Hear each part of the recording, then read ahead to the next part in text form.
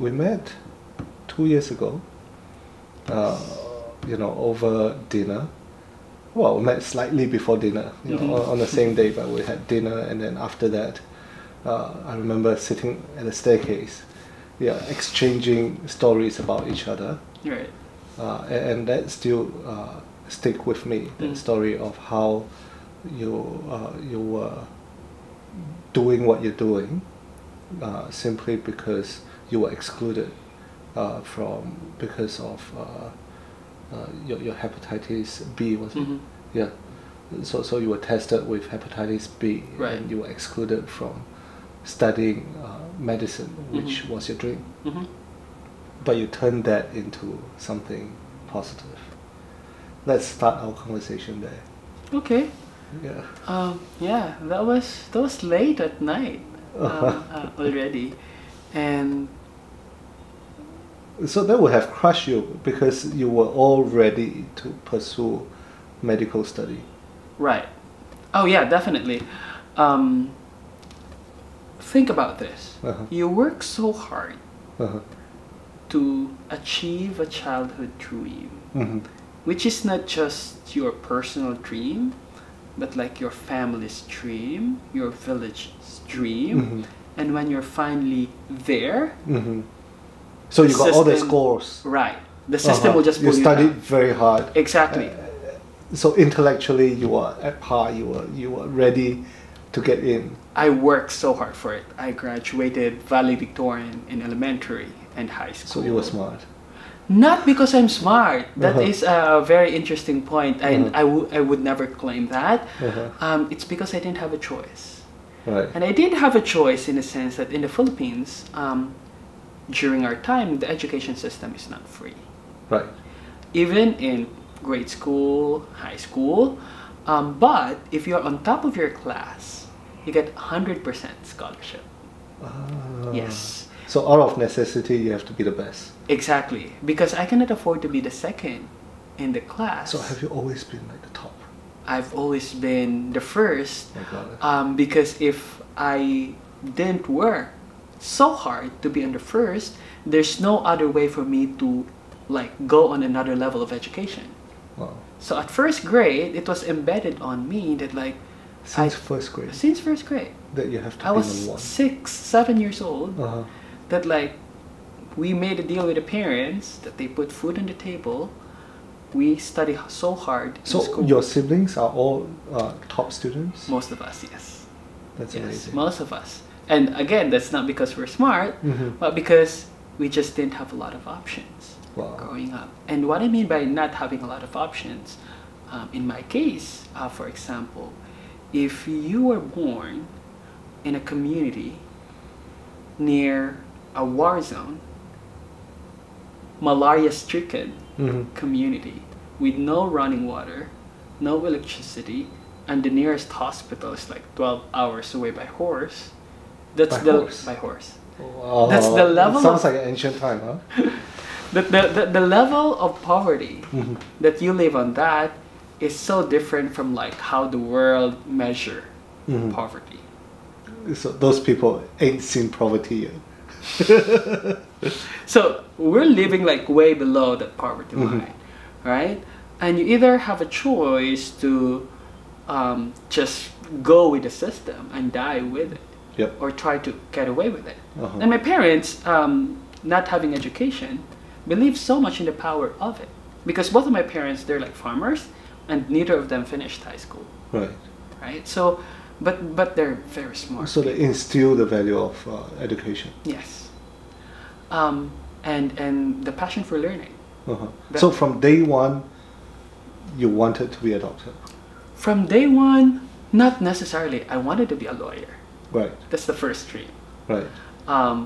But then again, of all this, like I grew up from a very religious family, and the moral conflicts and ethics around the practice of law convinced me to actually become like a medical doctor, and also because like the social system in the Philippines, you don't necessarily get to decide solely for your dream. There's like all this people involved in shaping your dream. So there's definitely that influence. So yeah, work so hard to the top, right? Finally completed my bachelor's, like nailed my licensure exam, received 3 job offers right after. But nobody decided to employ me for the sole reason that like I have an incurable condition. And this is where you see inequality in full circle. You're born in that specific situation where you don't have access to child care, not even basic health care. Right. So no vaccination given to me, right? Like the person who helped my mother gave birth to me is the tribal midwife of the indigenous community we grew up with. Right. Right. So because of that, like at later point in life, I contracted a disease that I never choose to have, and then that disease would be the reason for you not to actually move towards your dream when you're already like you set first foot on the floor, the door already. So you got into medical school. Well, I technically studied my Uh-huh. bachelor as like preparatory course for medicine. All right. Right. So like that's And then you in my have to go through a blood test. Exactly. Yeah, because that in med forbade you school, from doing it. yes, and I studied in a private, like, almost exclusive medical school institution where they only offer medical courses. Right. So it's like mandatory that every year you actually get tested. Oh, okay. Yes, like most parts of your body. Yes. So bring me to the time when you found out that you had hepatitis B, and you can't. I was 16 when I first learned about it. So normally, like I didn't have a full understanding of the disease. I was a freshman, right? And then the physician who's in charge of like my case died of liver cancer a year after that. Oh. And so the case wasn't given attention already. And here's the thing, if there's like when the first time that I actually found out the condition, I was with a senior in the lab when we were doing the test, and she told me to like, you should never let anyone know about this if you want to protect yourself. And that scared me. Because if she's telling me that, then something is wrong with the disease. And then I researched about the condition. I talked to people, and that's when I found that the stigma and discrimination that is attached to the disease. Because not a lot of people are familiar with it. So explain to me what is hepatitis B? So hepatitis is an incurable disease of the liver that kills 2 people every minute globally. Right. It is an 800 million year old virus that until today we haven't found a cure. There's more people that die because of the complication as a result of hepatitis than malaria, HIV, tuberculosis combined.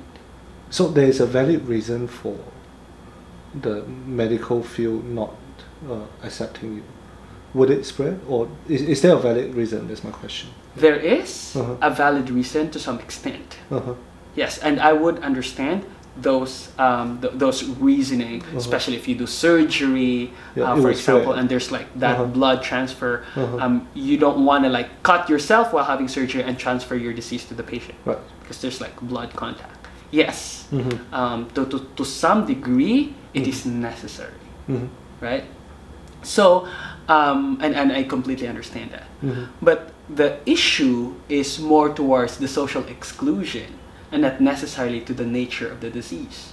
Because people are not that educated about that condition, but they know that HIV and hepatitis have the same mode of transmission. Right. So they think if you have hepatitis B, you also have HIV. Oh, really? Right.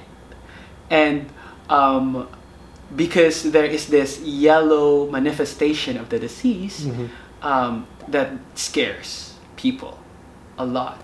And even medical professionals, you would expect them to fully understand the condition, but at least on my experience, they're the first people who would like discriminate this people with these diseases. So if these people who study the disease and are trained to actually do this, do that to a patient, how would you expect the general public?